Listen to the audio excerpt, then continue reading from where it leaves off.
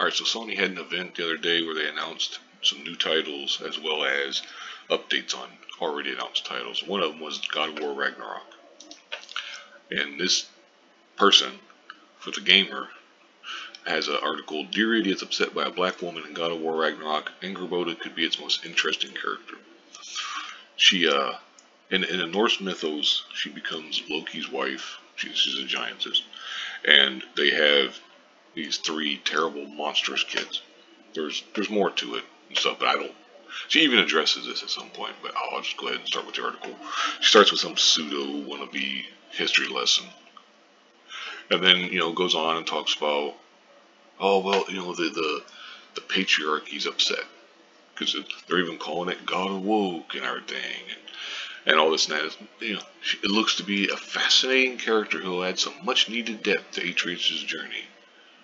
Which, of course, spoiler alert, what she means by that is that they're going to get together. They're going to date. That's the interesting stuff that she's going to add to it. And then she talks about black hair. I guess apparently black hair is harder. It's hard to do in games or some shit like that or whatever. Whatever. I mean, I really don't care about fucking hair in video games and shit like that. Anyway. Let's see. So it goes on and it talks, and of course it has the usual woke shit, the usual virtue signaling bullshit. And here's the part. She's one of Loki's many lovers in mythology, and providing Atreus with a love interest offers a significant and crucial change to his relationship with his father. Especially if the three of them end up teaming up for some of the journey. And it's like, that doesn't really sound all that interesting. Ooh, Atreus is dating her. Let's get some rom-com bullshit going too while we're at it. But, whatever. I mean, we'll see.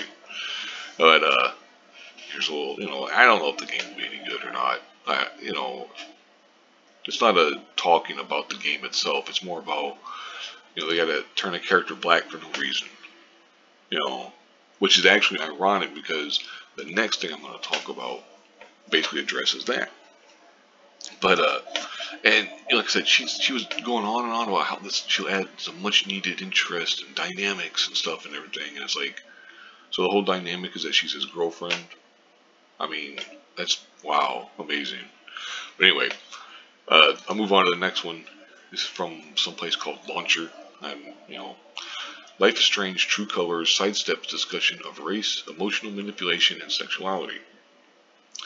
And, it talks about what's available on and all that shit.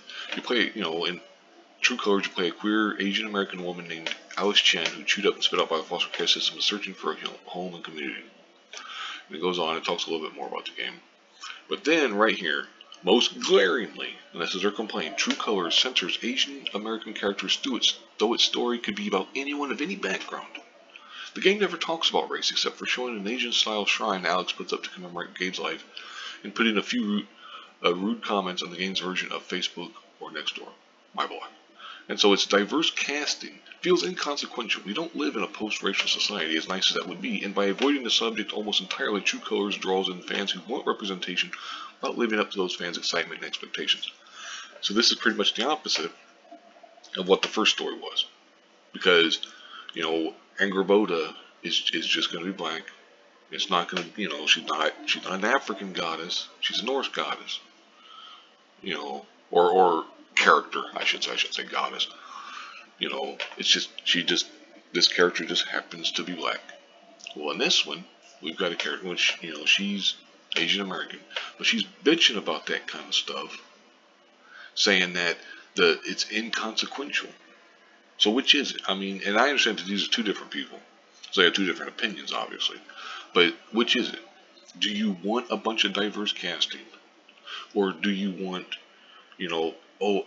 all the story centered around? Now, of course, we know what the truth is.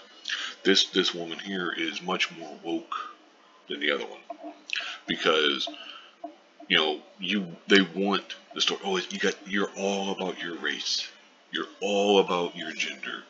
The story has to be completely centered around your skin color. It has to be centered around your gender, your religion, or whatever, your sexuality, which is so stupid and so dumb.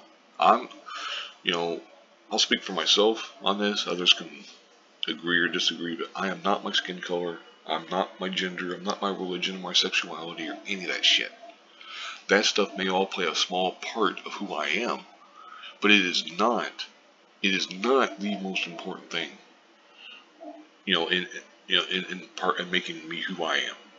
And that goes with other people. Like I don't give a fuck what your skin color is, your gender, your religion, your sexuality, or all that stuff. I don't care. I care about who you are as a person. Are you a good person? If you're a good person, I'll like you. If you're a bad person, I won't. None of that shit's got anything to do with it.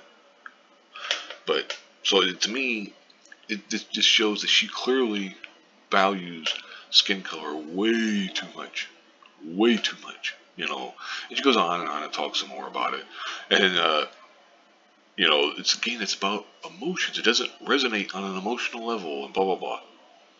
She's like, it's worth playing, though it could stand to be more coherent, and blah blah blah, and everything.